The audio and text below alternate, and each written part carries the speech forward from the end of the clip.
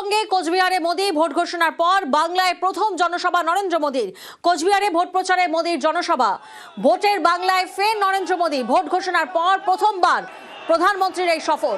প্রথম দফার ভোটের আমরা জানি বাকি আর মাত্র 18 দিন। ব্যাটেল গ্রাউন্ড বাংলা এবং সেই ব্যাটেল গ্রাউন্ডে উত্তর থেকে প্রচার শুরু করছেন নরেন্দ্র মোদী। বঙ্গ বিজেপিকে চাঙ্গা করতে ঠিক কি ভোকাল টনিক তিনি দেন সেদিকে নজর। 26-এর চ্যালেঞ্জে প্রধানমন্ত্রীর বার্তায় নজর বঙ্গ বিজেপির নেতাকর্মীদের। পার্থ প্রতিনিধি এই মুহূর্তে আমাদের সঙ্গে রয়েছেন। সরাসরি পার্থ থেকে জানবো, পার্থ, সভাস্থলে ইতিমধ্যে কি পৌঁছে গিয়েছেন নরেন্দ্র মোদী? কোচবিহার এয়ারপোর্ট থেকে কিন্তু একেবারে সভাস্থলে এসে পৌঁছেছেন এবং মঞ্চে ওঠার লক্ষ্যে প্রধানমন্ত্রী নরেন্দ্র মোদী 26 নির্বাচনের আগে আজ এই মহাসভা এই প্রথম জনসভা। ইতিমধ্যে জানিয়ে রাখি যে মঞ্চে কিন্তু প্রধানমন্ত্রী নরেন্দ্র মোদী। না পার্থ, তোমার অডিও আমাদের কাছে স্পষ্ট নয়, তবে দুটো ছবি এই মুহূর্তে আপনারা দেখছেন। একদিকে প্রধানমন্ত্রী নরেন্দ্র মোদী তার বঙ্গ সফর এবং সেই বঙ্গ সফরে যখন তিনি এয়ারপোর্ট থেকে সভাস্থলের উদ্দেশ্যে রওনা হচ্ছেন, আর অন্যদিকে কোচবিহারের সেই জনসভা ছবি আপনাদের সামনে, যেখানে একেবারে বিভিন্ন রূপে অনেকেই সেজে তাঁরা এসে উপস্থিত হয়েছেন। ইতিমধ্যে যেমনটা পার্থ আমাদেরকে বললেন, ইতিমধ্যেই সভাস্থলে এসেছেন নরেন্দ্র মোদী। ভোটবঙ্গে কোচবিহারে মোদী, যেখানে ভোট ঘোষণার পর বাংলায় প্রথম জনসভা নরেন্দ্র মোদী। কোচবিহারে ভোট প্রচারে মোদীর জনসভা এবং সেই ছবি এই মুহূর্তে আপনাদের সামনে। ভোটের বাংলায় ফের নরেন্দ্র মোদী এবং ইতিমধ্যেই তিনি সভাস্থলে পৌঁছে গিয়েছেন। ভোট ঘোষণার পর প্রথমবার মোদীর সফর। প্রথম দফার ভোটের বাকি মাত্র 18 দিন এবং আজকের এই সভাস্থল থেকে ঠিক কি ভোকাল টনিক তিনি দিতে চলেছেন, ঠিক কি বার্তা তিনি দিতে চলেছেন বঙ্গ নেতাদের, বঙ্গ বিজেপি নেতাদের উদ্দেশ্যে, সেদিকেই নজর থাকবে। বঙ্গ বিজেপিকে চাঙ্গা করতে ঠিক কি ভোকাল টনিক তিনি দেবেন। 26-এর চ্যালেঞ্জ, আর 26-এর চ্যালেঞ্জে প্রধানমন্ত্রীর বার্তায় নজর বঙ্গ বিজেপির নেতাকর্মীদের। কোচবিহারের পবিত্র ভূমিতে মোদিজিকে সুস্বাগতম। সুস্বাগতম, সুস্বাগতম। কোচবিহারের পবিত্র ভূমিতে মোদিজিকে সুস্বাগতম। এইদিকে সাইড আর ইতিমধ্যে সভাস্থলে পৌঁছে গিয়েছেন নরেন্দ্র মোদী। সেই ছবি আপনারা দেখছেন এই মুহূর্তে। 26-এর চ্যালেঞ্জে প্রধানমন্ত্রীর সভা থেকে ঠিক কি বার্তা দিতে চলেছেন সেদিকেই নজর বঙ্গ বিজেপির নেতাকর্মীদের। সুস্বাগতম। কোচবিহারের পবিত্র ভূমিতে মোদিজিকে সুস্বাগতম। কোচবিহারে ভোট প্রচারে প্রধানমন্ত্রী নরেন্দ্র মোদী। ভোটের বঙ্গে নরেন্দ্র মোদী, বাংলায় ফের নরেন্দ্র মোদী। প্রথম দফার ভোটের আর বাকি মাত্র 18 দিন। কোচবিহারের রাসমেলা ময়দানে সেখানে বিজয় সংকল্প সভা এবং সেই সভাস্থলে ইতিমধ্যেই পৌঁছেছেন প্রধানমন্ত্রী নরেন্দ্র মোদী। মোদি মোদি মোদি মোদি মোদি মোদি মোদি মোদি।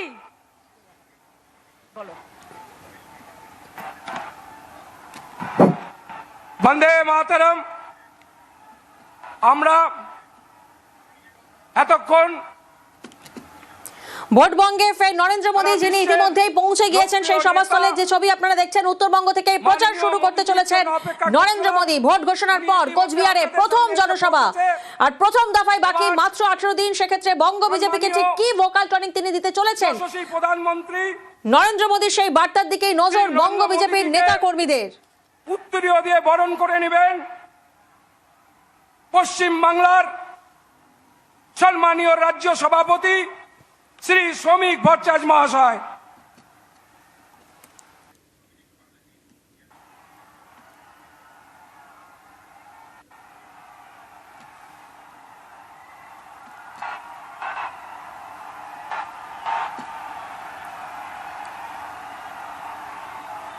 ভোট ঘোষণার পর প্রথমবার রাজ্যে প্রধানমন্ত্রী নরেন্দ্র মোদী, যেখানে উত্তরবঙ্গ থেকে বিজেপির প্রার্থীদের সমর্থনে প্রচার শুরু করতে চলেছেন তিনি।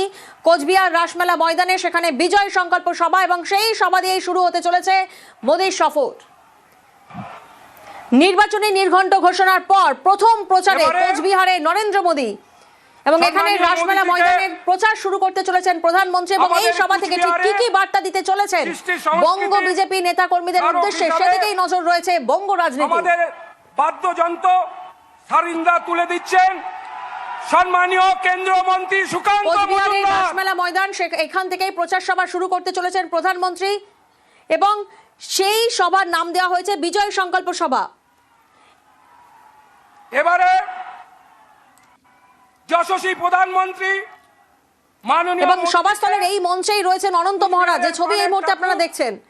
শ্রী শ্রী মদন শুভঙ্কর মোহন প্রতিনিধি আমাদের সঙ্গে রয়েছেন এই মুহূর্তে। স্বীকৃতি তুলে দিবেন। শুভঙ্কর, যে ছবি আমরা দেখতে পাচ্ছি একই মঞ্চে যেখানে নরেন্দ্র মোদী রয়েছেন, অভিজিৎ বর্মন মহাশয় রয়েছেন অনন্ত মহারাজও, এবং এই অনন্ত মহারাজকে আমরা দেখেছি কখনো তৃণমূলের মঞ্চে, কখনো বিজেপির মঞ্চে।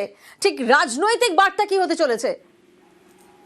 দেখো, তোমাকে জানিয়ে রাখি যে অনন্ত মহারাজের সঙ্গে দীর্ঘদিন ধরেই বিজেপির একটা সুসম্পর্ক ছিল, কিন্তু বেশ কিছু অনন্ত মহারাজের যে দাবি ছিল পৃথক কেন্দ্রশাসিত অঞ্চল কিংবা উত্তরবঙ্গকে কেন্দ্র করে পৃথক রাজ্য যে দাবি ছিল, সেই দাবি নিয়ে বিজেপির সঙ্গে দীর্ঘদিন টানাপোড়েন ছিল। কিন্তু সেই কারণে কিন্তু কিছুটা দূরত্ব বেড়েছিল। ফলে বিগত দিনে আমরা দেখেছিলাম যে মুখ্যমন্ত্রী সভাতে অনন্ত মহারাজকে দেখা গিয়েছিল এবং মুখ্যমন্ত্রী অনন্ত মহারাজের বাড়িতেও গিয়েছিলেন।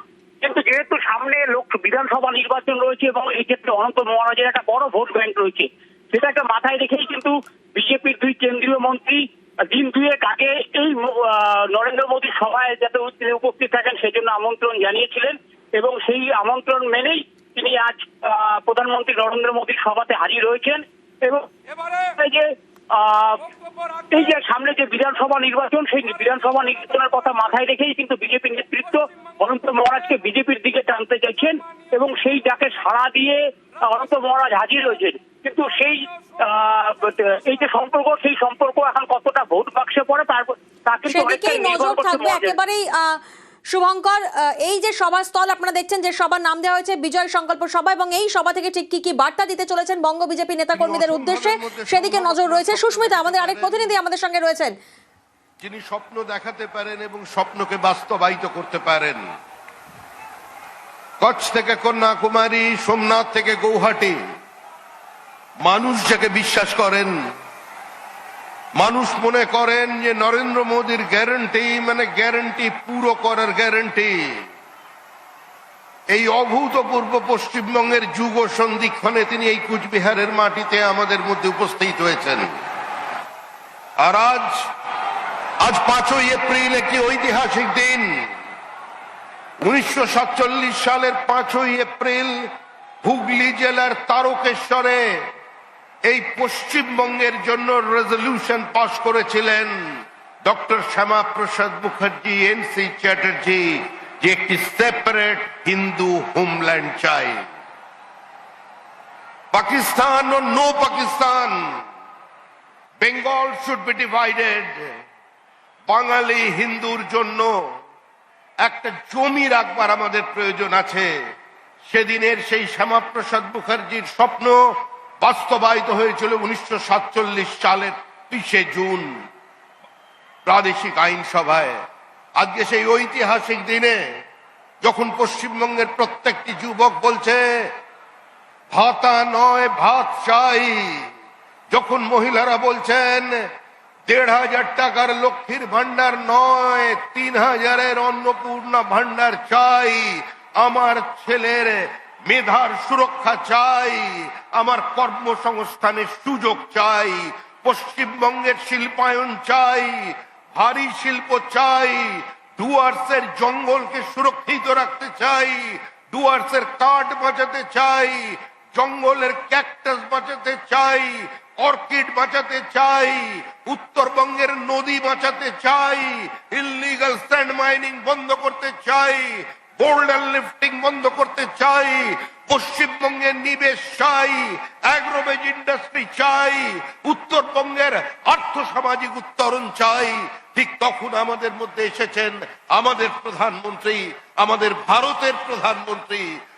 তিনি শুধু কোনো দলের নয়, তিনি কোনো সম্প্রদায়ের নয়, সারা পৃথিবীর মুক্তি সূর্য নরেন্দ্র মোদী, যার দিকে মানুষ তাকিয়ে বলছেন যে এই অশান্ত পৃথিবীতে যুদ্ধ নয় বুদ্ধের বার্তা যিনি দিতে পারবেন, সেই ভারতের প্রধানমন্ত্রী আজকে কুচবিহারের মাটিতে এসেছেন। তাকে অনেক অনেক স্বাগত, অনেক অনেক অভিনন্দন। আমি আহ্বান করছি আমাদের প্রধানমন্ত্রীকে, আমাদের অভিভাবককে, এই উত্তরবঙ্গের সার্বিক উত্থান যিনি করতে চলেছেন আগামী সরকারের মধ্যে দিয়ে, নতুন সরকারের মধ্যে দিয়ে, গঙ্গোত্রী থেকে গঙ্গাসাগর পর্যন্ত বিজেপির সরকার যার নেতৃত্বে তৈরি হচ্ছে, যার নেতৃত্বে শ্যামাপ্রসাদের মাটিতে প্রথমবারের জন্য শ্যামাপ্রসাদের সরকার তৈরি হবে, সেই নরেন্দ্র দামোদর দাস মোদী এখন আপনাদের সামনে বক্তব্য রাখবেন। মাননীয় প্রধানমন্ত্রী।